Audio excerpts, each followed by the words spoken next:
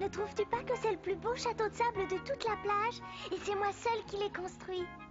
Oh, tu n'as pas l'air très satisfait. Est-ce qu'il ne te plaît pas? Et pourquoi cela? Viens, Célia, et regarde mon beau château de sable. Alice, tu n'es plus une toute petite fille. Tu ferais mieux de lire au lieu de faire des pâtés. C'est tout à fait toi. Il faut toujours que tu gâches le plaisir des autres. Je parie qu'en réalité, tu es jalouse. D'un château de sable qu'une vague va détruire? Ça suffit, les enfants. Pourquoi faut-il que vous vous disputiez tout le temps? On ne se dispute pas, maman. Je trouve ton château de sable très joli, Alice. Oui, vraiment, j'en suis bien contente. Je ne l'ai plus, je l'ai perdu. Mon épingle de cravate qui avait une si belle perle a disparu. C'est bien fait pour toi. On ne porte pas un tel bijou pour venir à la plage. Tu devrais te regarder. Tu as un costume élégant, comme si tu allais au restaurant. Tout le monde ne peut pas se rendre ridicule comme toi. Je vais chercher avec vous. J'aurai peut-être la chance de trouver votre père. Ça ne te regarde pas. Ne sois pas si curieuse. Je voulais vous aider. Parfois, les adultes se conduisent si mal qu'on en a presque honte pour eux. Quel dommage, une si belle perle. Tu nous as gâché notre journée. Il vaut mieux rentrer à la maison. Je te défends de me parler sur ce ton, tu entends? Oh, tu n'as pas vu ta figure rouge, écrevisse. Je suis bronzé par le soleil. Et sans doute trouves-tu que c'est élégant, tête de clown. Ne te donne pas autant de mal. Un château de sable, ça ne dure pas longtemps. Une grosse vague et c'est fini. Ce que ces gens sont insupportables. Ah.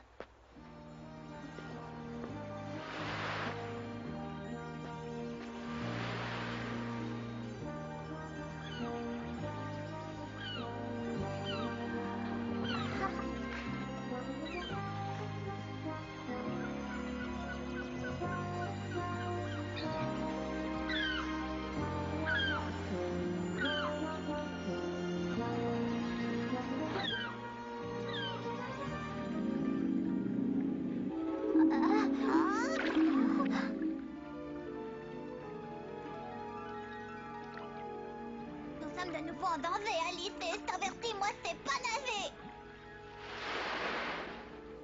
Benny, nous coulons. Oh, nous avons été stupides. Parce que tu n'écoutes jamais ce que je te dis.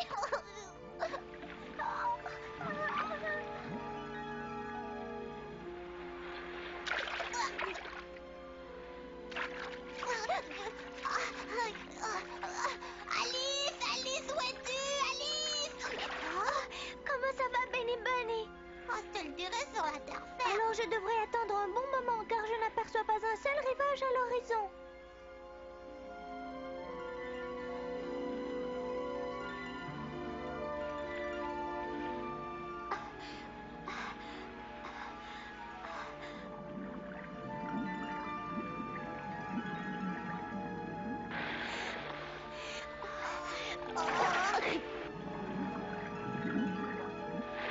Je suis épuisée, je ne peux plus nager. Pauvre Alice, tu me fais vraiment pitié.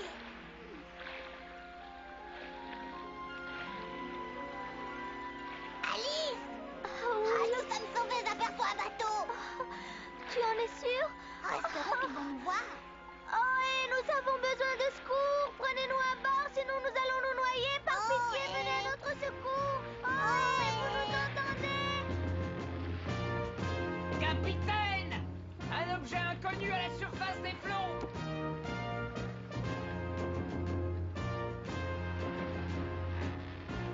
Changez de cap pour un sauvetage. À vos ordres, capitaine.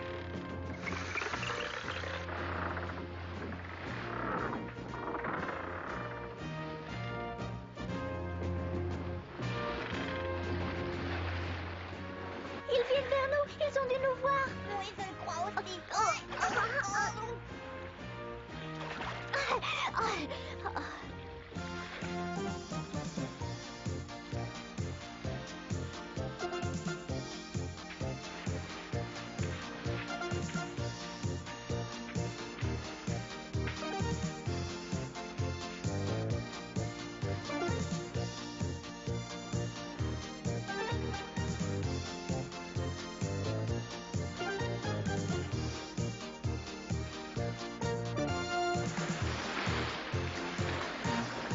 Nous vous remercions de nous avoir sauvés.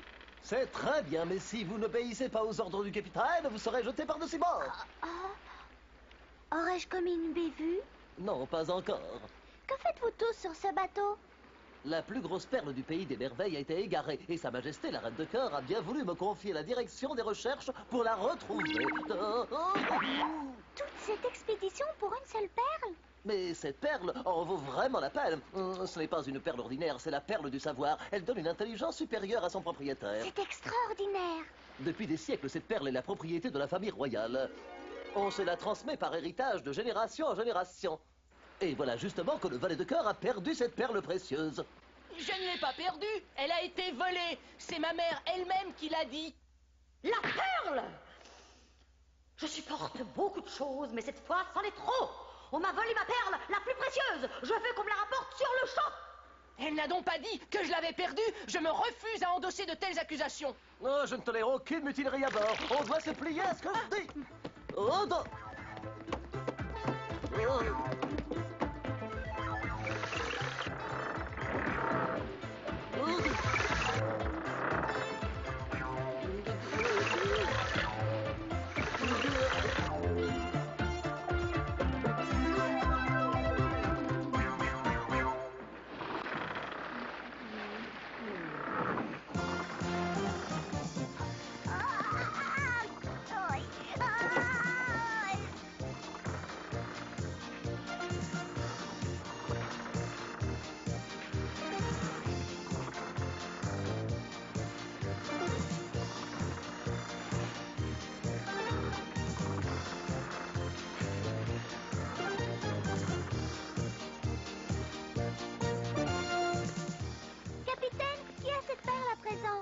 Ça, c'est une bonne question. Aux dernières nouvelles, elle serait provisoirement entre les pinces ravageuses de 2 homards. Ce rire est le rire d'un niais. Qu'il cesse! Attendez donc, capitaine! Savez-vous aussi où ces homards se tiennent? Oui, sur une île qui est quelque part en mer. Vous savez où est l'île?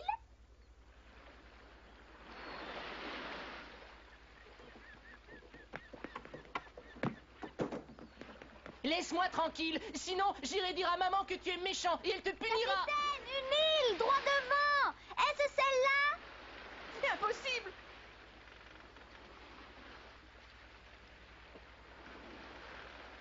Terre en vue! Le but de notre voyage est atteint! À bientôt, j'espère. Cette île est encore assez loin. C'est la longue vue. Si nous voulons accoster avant la nuit, il faut déployer toutes les voiles. Mais voyons, capitaine. Toutes voiles d'or sous le vent. On est déjà arrivé. Vous avez regardé par le mauvais bout de la lorgnette. Plus vite, il nous faut plus de voiles. Tous les hommes dans les mâts.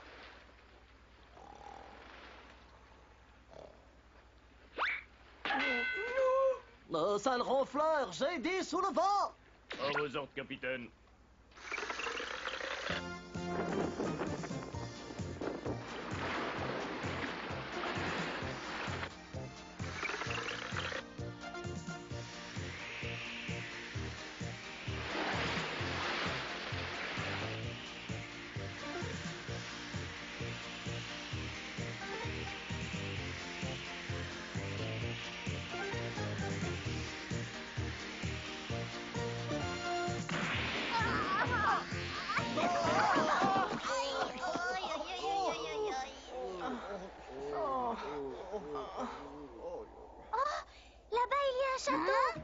Peut-être appartient-il au homard dont mon oncle a parlé?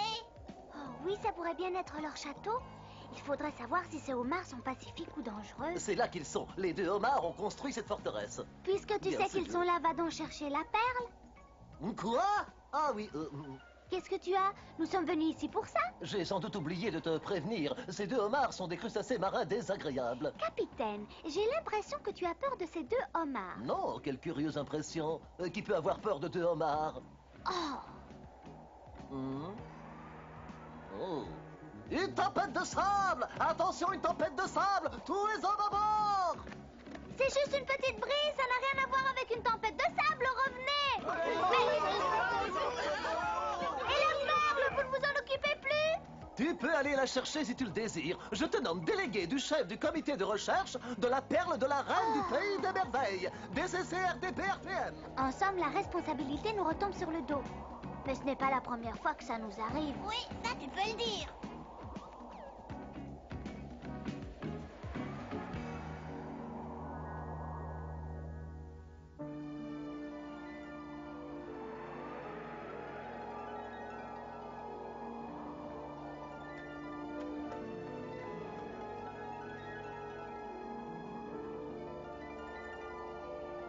Regarde bien ces poignées de porte, Benny. Entièrement en perles. Ce n'est pas de très bon goût.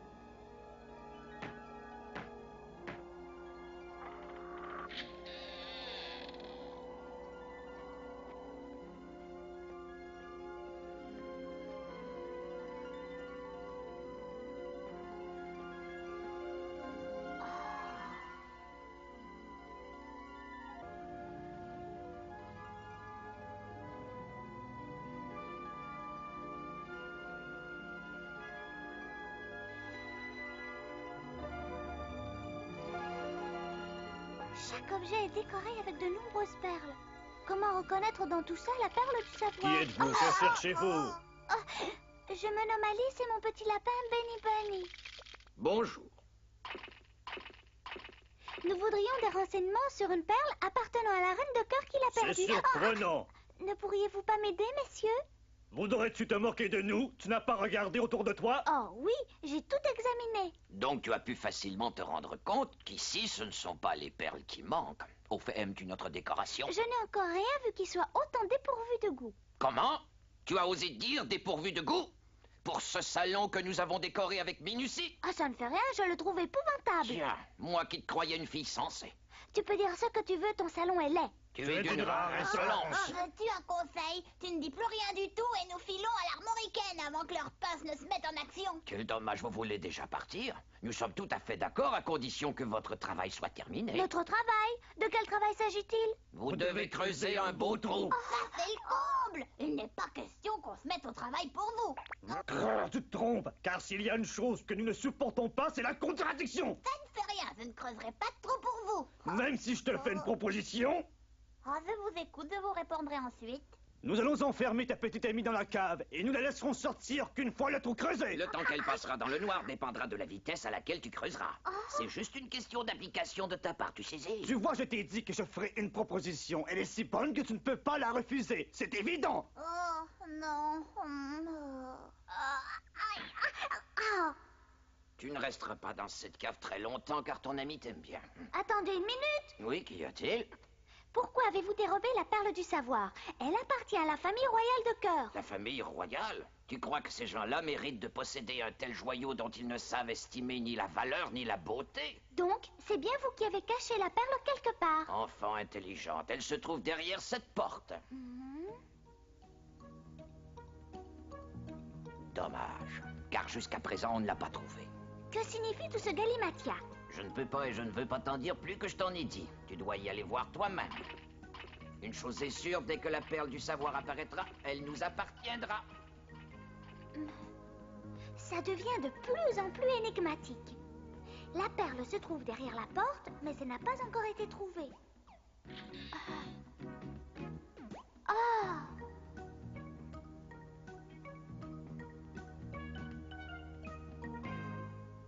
Ferme vite la porte, il y a un courant d'air. Et entre, mon enfant, si tu veux, entre. Qui es-tu? Comment t'appelles-tu? Tu n'as pas l'air de homard. Mon nom est Alice. Je suis là car je cherche la perle du savoir. Oh, cela ne me surprend pas. Tout le monde recherche cette perle depuis que je suis ici. Oui, c'était ça.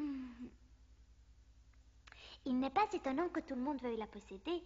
La perle du savoir est extraordinaire. Sache, mon enfant, que toutes les perles que nous possédons sont extraordinaires. Oh, qu'elle est belle! Aïe!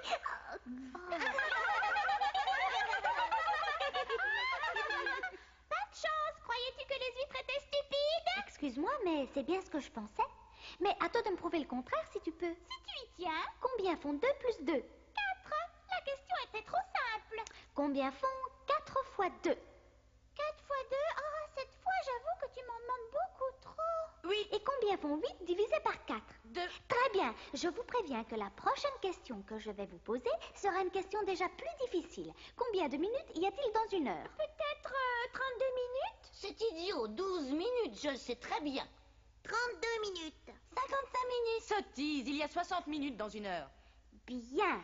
Et combien de jours dans une année? 150 jours. Non, 200. Mais non, 250.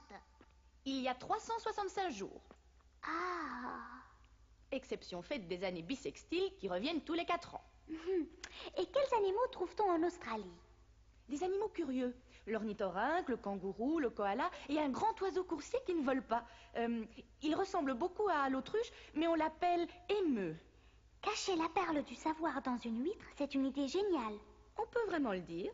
Qui peut différencier une huître d'une autre? Il faut simplement essayer de deviner pourquoi une huître est plus intelligente.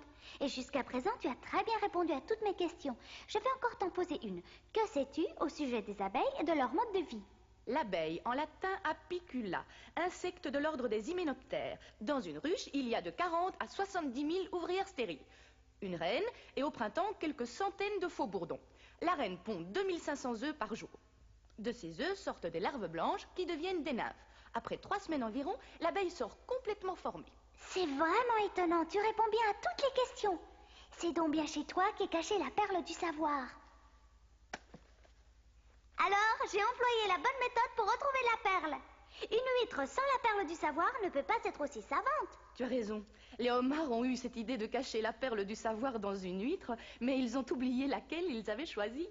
Puisque c'est toi qui as résolu l'énigme, la perle t'appartient. La perle t'appartient, Alice, c'est la vérité. Merci beaucoup. Je t'en prie, Alice, ne me trahis pas. Les homards pourraient se mettre en colère. Ni moi, ni Benny Bunny n'en souffleront mot. Benny Bunny, je l'avais oublié, celui-là. Je parie qu'il essaie de donner satisfaction aux homards en creusant leur trou.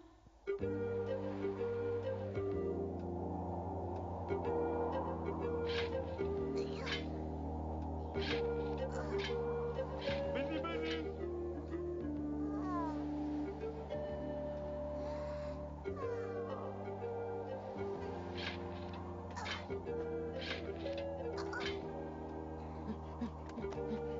Le capitaine veut que tu remontes à bord. Nous prenons la mer avec la prochaine marée. Sans moi, je ne peux pas m'en aller avant d'avoir terminé de creuser ce trou. Tu te rends compte, les homards ont enfermé Alice dans la cave. Et ils ne la laisseront sortir qu'une fois mon travail terminé. Crois-tu qu'il y en ait encore pour longtemps? Je sais pas. Non? Je ne sais pas de quelle grandeur doit être le trou. Je ne sais pas s'ils veulent un puits ou un fossé. C'est idiot, hein? Benny Bunny! C'est mon Alice!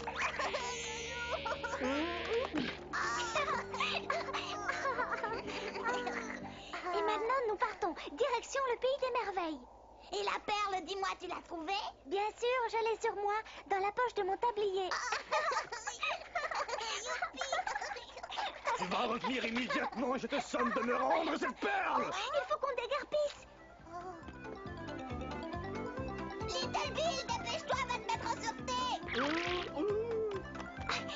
Voleuse de perles! Ne bouge plus! Tu as trahi scandaleuse pour notre amicale hospitalité! Nous t'ordonnons de rester où tu es! Les homards ne se laissent pas escroquer par les humains! Vous inversez la vérité, c'est vous les voleurs et les escrocs. On a presque réussi, le bateau est juste là-devant! Oh oui.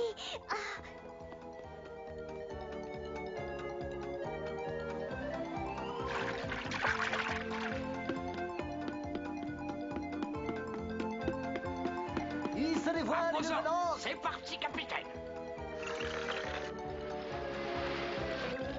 Voleur de perles! Bandit de grand chemin!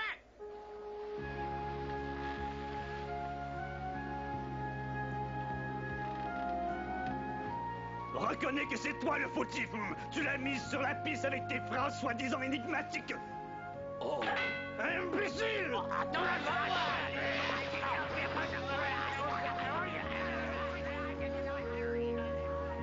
Dépêchez-vous. Pendant qu'ils se battent, nous ne risquons rien. Décampons.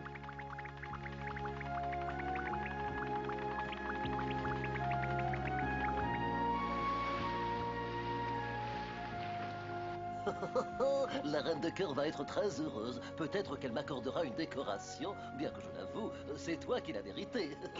Oui. Oui.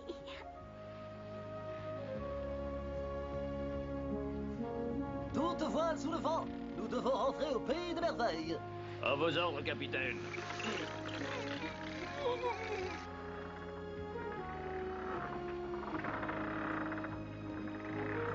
Oh, oh, oh.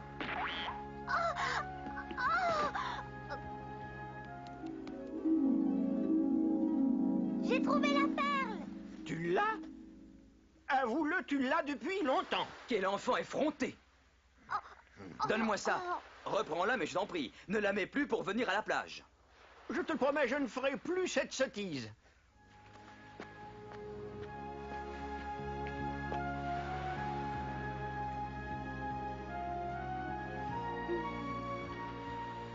Espérons que sa perle est aussi une perle du savoir. Il a bien besoin d'apprendre à être un peu plus poli. Alice! Alice! Nous rentrons à la maison, il fait frais. J'arrive!